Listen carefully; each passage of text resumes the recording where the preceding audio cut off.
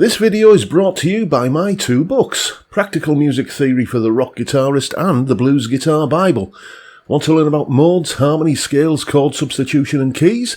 Or maybe you're interested in supercharging your blues guitar rhythm and lead chops. Whatever you're interested in, I guarantee you will be hitting the fast lane to progress with either of these works.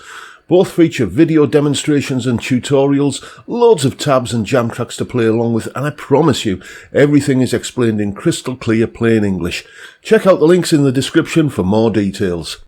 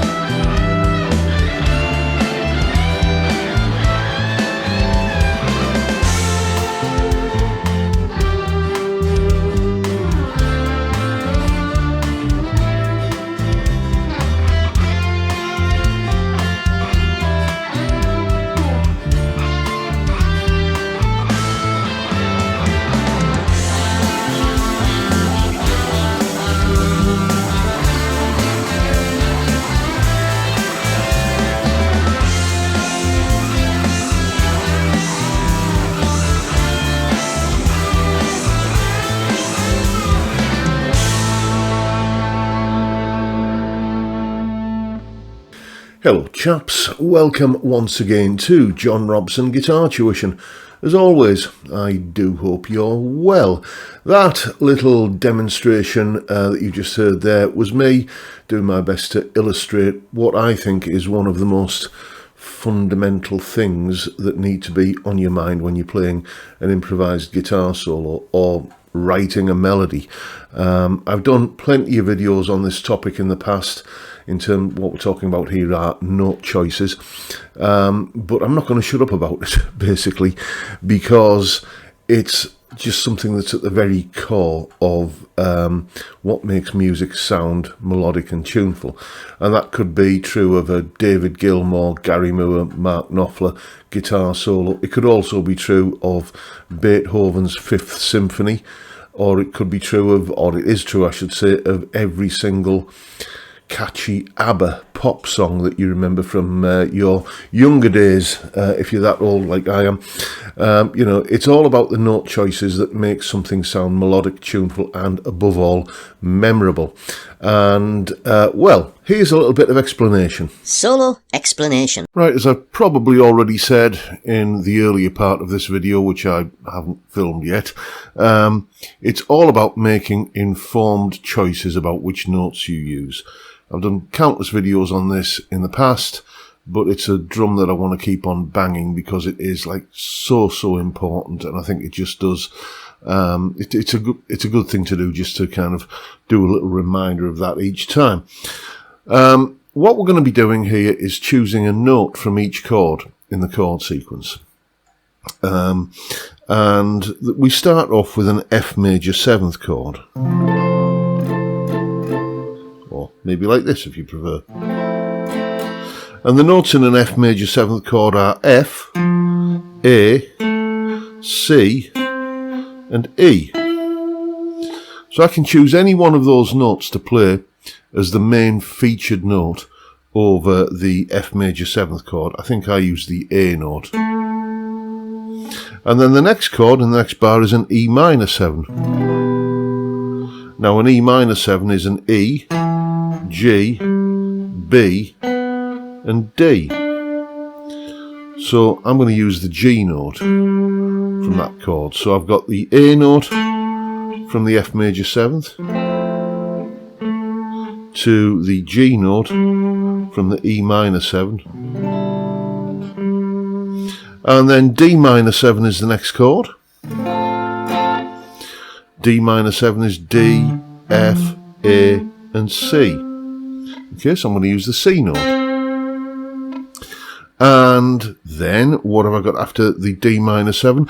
Well, this is where we reach the chord where everything resolves, the A minor 7. You'll notice that chord arrives several bars into the chord sequence. You can't just look at the first chord as the basis for figuring out what kind of key you're in and what scale to use. We're going to look at the scale I'm using to join all of these notes up in a moment. So, you know, we've got the F major 7, E minor 7, D minor 7. When you play those chords, when you string them together, there really is that sense of, okay, we've reached the home chord there. So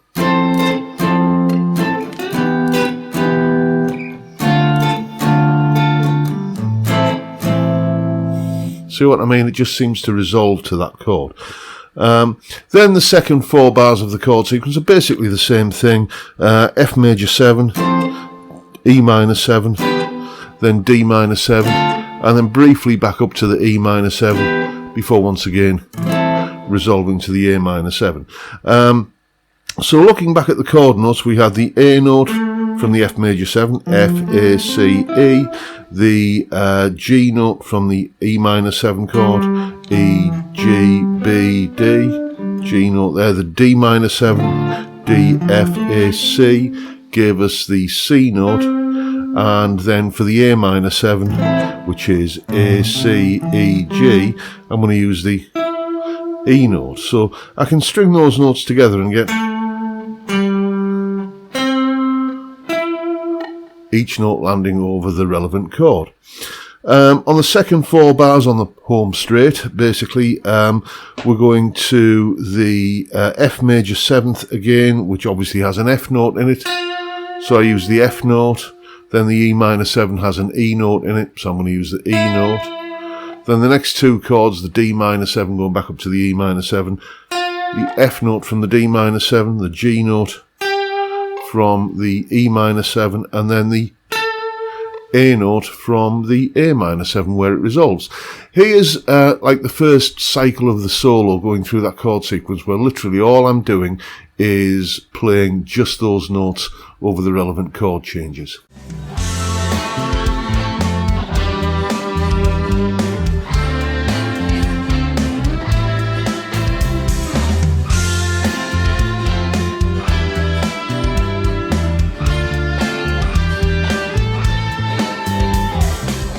See how that works? Even just that by itself sounds pretty musical. You don't have to do a lot to it to get it sounding like a solo. But what did I do to it? Well, I basically just joined the dots, kind of playing those notes as the prominent main featured note in each bar, and then just joining things up using the parent scale, which is the A natural minor scale, or the sometimes known as the Aeolian mode. You can see all 5 fingerings of it there. Using those 5 patterns, you can cover the entire neck. You might want to press pause now and just screen grab that if you don't already know these shapes. Or if you're one of my wonderful Patreon supporters, you don't have to do that, because as part of the resources for today's video, there is a PDF of that, of those scale patterns, plus some other information on that as well. So yeah, just joining those kind of ideas up, those notes up, you can go something like, you know, if I want to go just rather than playing just the A note here, I can go and then get into the G note, which comes next, and then into the C note, which is for the D minor 7, like that. See, I'm playing other notes around it, but that's the featured note. And then up to the E note there, which you can do that as a bend from this note. And then where we got next, we've got the F note for the F major 7 chord. and then into the E note for the, getting that E note there again as a bend. Maybe bend up to that F for the D minor 7, and then up to the G for the E minor 7, then bend up to the A. So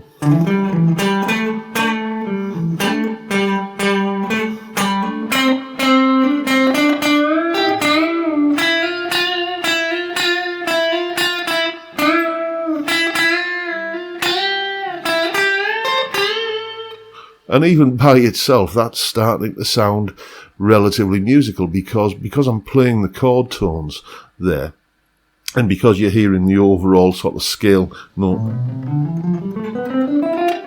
content, your ear is sort of gravitating towards that overall kind of A natural minor sound, and the chord tones are kind of hinting at what chord changes are going on. You could do that just over the top of a bass and drums track, and just if the bass player is playing roots and fifths or something like that, then that will suffice to make the solo sound tuneful and melodic and be in some way suggestive of the chord changes that are going on, even if they're only going on in your mind.